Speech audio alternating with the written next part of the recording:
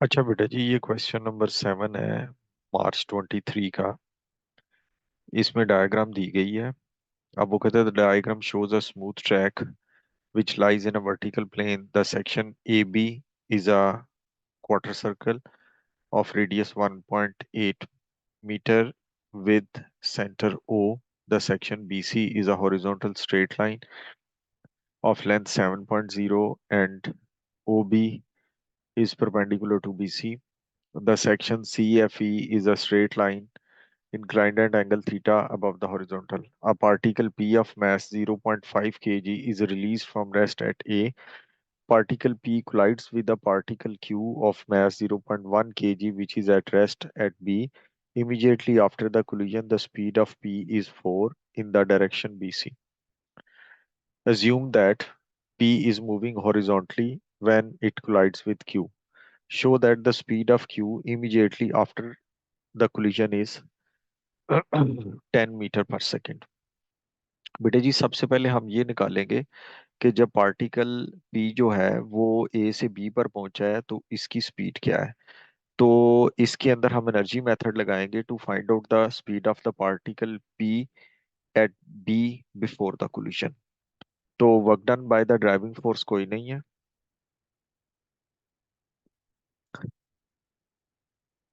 और loss in potential energy है mgh। M a g 0.5, G10, height 1.8 lose की है पार्टिकल ने, is equal to half m is 0.5 v square, और initial velocity particle की 0 थी। ये बेटा जी हो गया है 36 is equal to v square, v is equal to 6 metre per second. जब पार्टिकल ने बी पार्टिकल पी बी पर पहुंचा है क्यू को हिट करने के लिए, तो उसकी स्पीड 6 थी। अब हम law of conservation of momentum use करेंगे to find out the speed of the particle Q. अब जो पार्टिकल पी का मास कितना है 0.5, उसकी स्पीड कितनी है 6, पार्टिकल क्यू का मास कितना है 0.1, बिफोर द कोलिजन उसकी स्पीड 0 है, is equal to after the collision the particle P has the speed 4 and the particle Q की स्पीड हमने फाइंड आउट करनी है।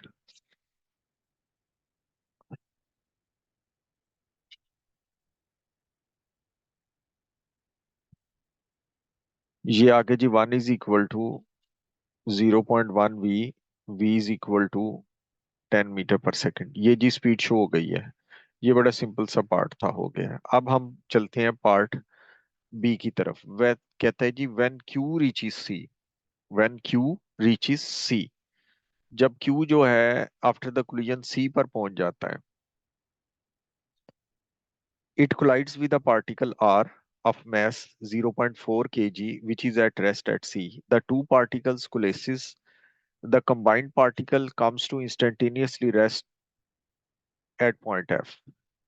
F पॉइंट पर जाके ना ये रेस्ट पे आ जाता है। ठीक है जी। You should assume that there is no instantaneous change in the speed as the combined particle leaves C, nor when it passes through C again as it returns down the slope.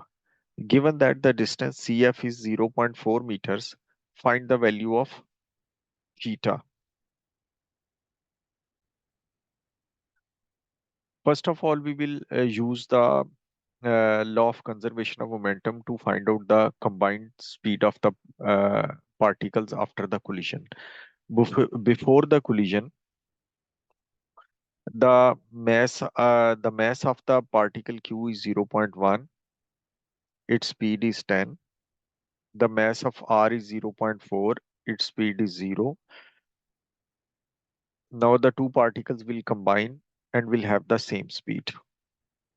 That is 0.1 plus 0.4 mass is combined into v.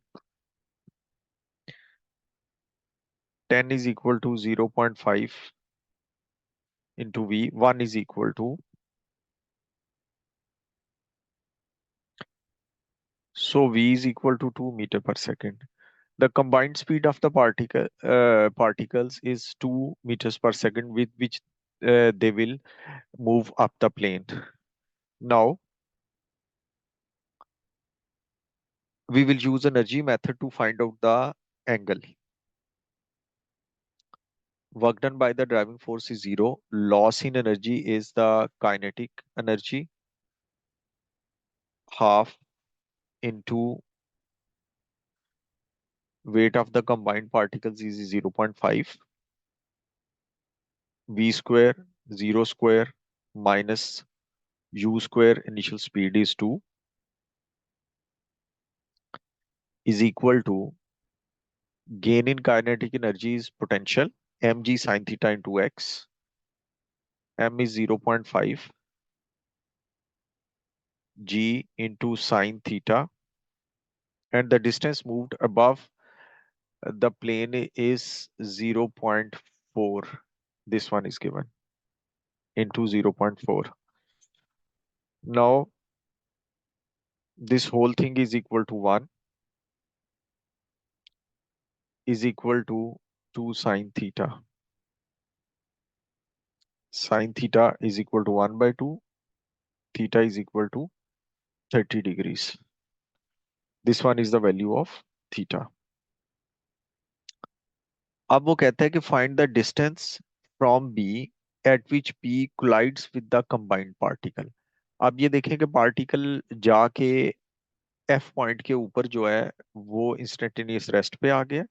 उसके बाद दोबारा particle जो है वो सी पे वापस आएगा, और जो पार्टिकल पी है वो बीसी के लॉन्ग मूव करता हुआ सी की तरफ आ रहा है। अब combined particle R and Q उसके साथ कोलाइड करेंगे। अब देखें कि इसके अंदर सबसे पहले हमने ये निकालना है कि जब पार्टिकल बी और सी पे कोलिजन हुआ था उसके बाद स्टेजेस को डिफाइन करते हैं। पहली स्टेज क्या है कि पार्टिकल जो क्यू है वो बी से सी तक मूव किया, फिर सी से एफ तक मूव किया, फिर एफ से सी तक आया। ये तीनों टाइम्स हम अलग अलग अलग अलग निकाल लेंगे। ठीक है।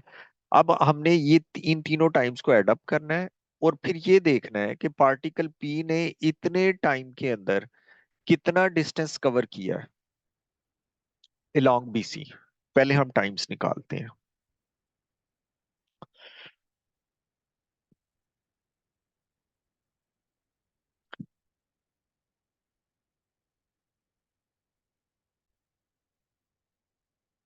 जब पार्टिकल क्यू ने बी से सी तक मूव किया है, पार्टिकल क्यू, बात हो रही है पार्टिकल क्यू की, जब उसने बी से सी तक मूव किया है तो उसने डिस्टेंस कवर कितना किया है? 7।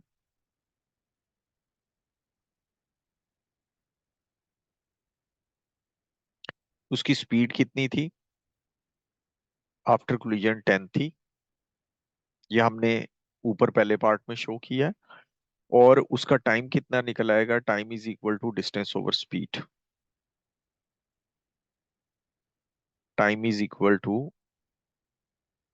Distance over speed is equal to 0.7 seconds. ये जी टाइम निकला है। अब हमने टाइम निकालना है सी से एफ तक का। पार्टिकल क्यू की ही बात हो रही है। सी से एफ तक का टाइम निकालने के लिए हमारे पास क्या होगा कि हम सबसे पहले एक्सेलेरेशन निकाल लेंगे। उसके लिए हम F is equal to m a use करेंगे। Force in the direction of motion क्या है? 0। फोर्स ऑपोजिट क्या है? M g sine theta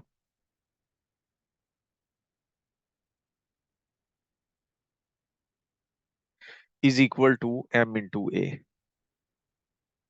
M m से कैंसिल हो गया, -10 इंटू साइन 30 है, 1/2 is equal to a. A is equal to -5 आ गया जी। अब जो है, जब दोनों पार्टिकल्स कंबाइन हो गए तो उनकी स्पीड कितनी आई थी? 2। अब हमारे पास जो इनिशियल स्पीड है वो 2 है। ये सारा काम हो रहा है सी से एफ तक के लिए। इनिशियल स्पीड कितनी है? 2 है। फाइनल स्पीड कितनी है? 0 है। एक्सलेशन कितना है? -5 है। तो v is equal to u plus a t से हम टाइम फाइंड आउट कर लेंगे। v is equal to u into t. t is equal to 0.4 seconds आ गए। ये स्टेज 2 का टाइम है। अब स्टेज 3 में क्या होगा? स्टेज 3 में पार्टिकल एफ से सी पर आएगा। जब पार्टिकल एफ से सी पर आएगा तो अगेन जो force in the direction of motion है वो एम जी साइन थीटा है। ऑपोजिट जो है वो 0 है। Is equal to m into a. Acceleration जो है वो दोबारा जो है वो सेम वही 5 आ जाएगा। अब इनिशियल स्पीड क्या है? वो ये 2 है। फाइनल स्पीड जो है वो इनिशियल स्पीड उसकी 0 है। फाइनल स्पीड जो है उसकी 2 है। और एक्सलेशन 5 है। तो यहाँ से फिर वो टाइम वही आपके पास आ जाएगा। थर्ड स्टेज का टाइम आ जाएगा जी 0.4 मीटर सेकेंड्स आ जाएगा।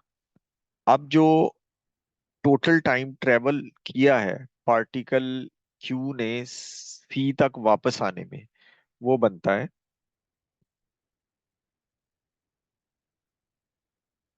0.7 plus 0.4 plus 0.4 is equal to 1.5 seconds. अब 1.5 सेकेंड्स के अंदर पार्टिकल पी ने कितना ट्रेवल किया है? अब हम पी की बात करते हैं। टाइम कितना है जी? टोटल 1.5 सेकेंड्स है। स्पीड कितनी है पी की? वो उसने पहले ही बताया कि 4 की स्पीड से वो जो है वो बीसी की डायरेक्शन में मूव करता है। स्पीड उसकी 4 है।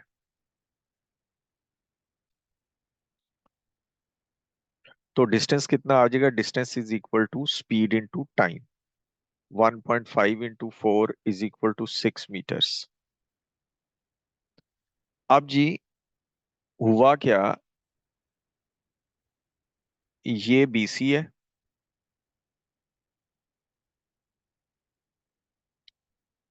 1.5 सेकेंड्स के बाद पार्टिकल पी जो है वो 6 मीटर का डिस्टेंस कवर करके यहां पर पहुंच चुका हुआ है। ये जी, ये 6 मीटर का डिस्टेंस कवर करके पार्टिकल पी यहां पर पहुंच चुका है। और पार्टिकल क्यू जो है और उसकी स्पीड कितनी है? पार्टिकल पी की स्पीड जो है वो 4 है। और पार्टिकल क्यू की स्पीड कितनी है?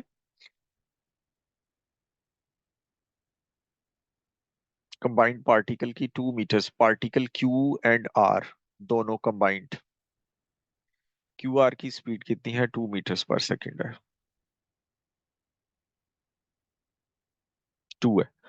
अब दोनों ने आपस में दोबारा कोलाइड करना है।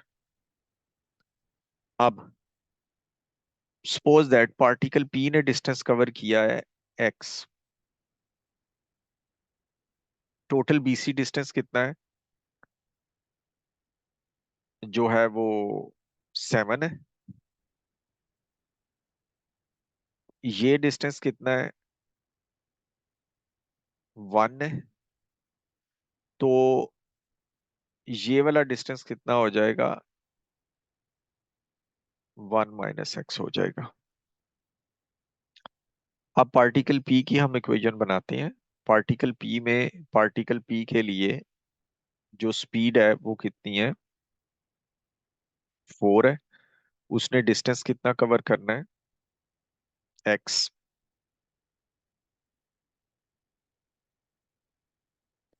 और टाइम कितना है उसके लिए, टी होगा, दोनों का टाइम सेम होगा कोलिजन का, t is equal to t है।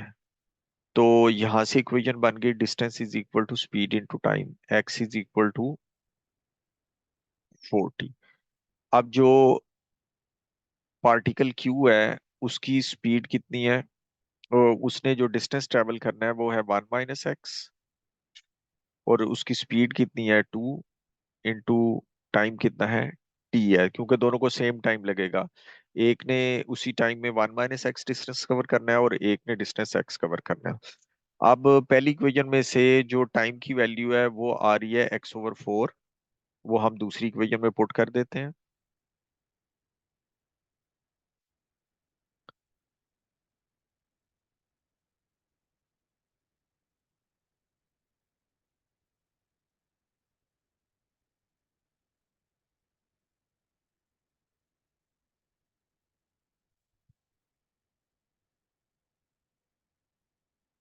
x इज इक्वल टू 2/3 आ गया है। तो ये x 2/3 आ गया, तो जब कोलिजन हुआ है तो P का जो क्यू आर से P का और क्यू आर का कोलिजन जो है, कंबाइंड क्यू आर का कोलिजन जो हुआ है, तो उनका जो डिस्टेंस फ्रॉम बी है वो कितना है, 6 + एक्स। तो डिस्टेंस कितना हो जाएगा बी से,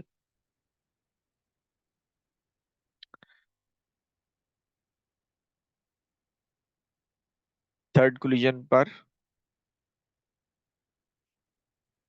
6 + x is equal to 6 + 2/3 is equal to 6 2/3 metres. ये है जी इसका आंसर।